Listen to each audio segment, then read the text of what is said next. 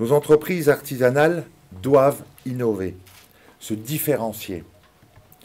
Et ça dans un système où tous les acteurs sont de plus en plus interdépendants. L'entreprise artisanale de demain ne pourra plus rien si elle reste seule, isolée.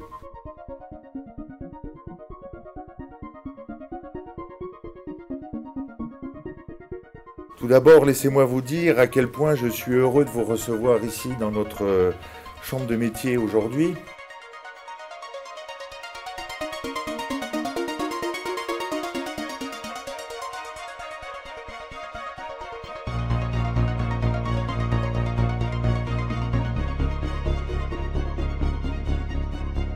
Notre compagnie va tenter, autant que faire se peut, d'encourager le développement de la culture numérique.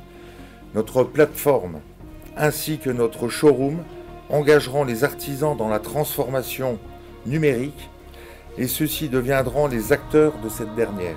Cette transition numérique, elle est vitale. Elle est vitale et il y a deux axes dans votre programme, c'est cette transition numérique qui est une transition numérique vis-à-vis des entreprises artisanales et aussi cette dématérialisation pour les chambres, pour les entreprises.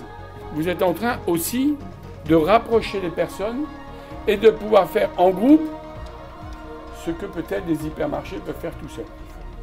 Et donc, moi je voudrais bien, et que Michel et moi-même, on va porter au niveau national ton expérience que tu vas nous donner sur le terrain.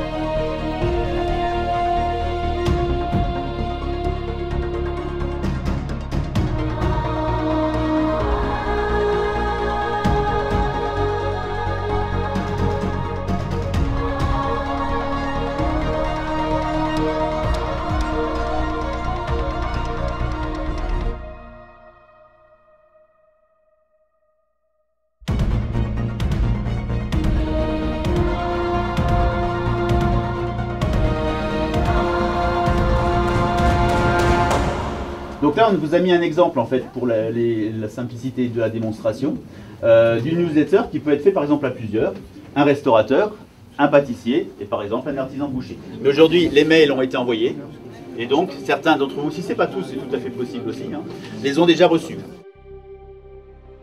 Donc grosso modo, est-ce que c'est un dossier que vous pourriez présenter, est-ce que vous pourriez le présenter à Paris ?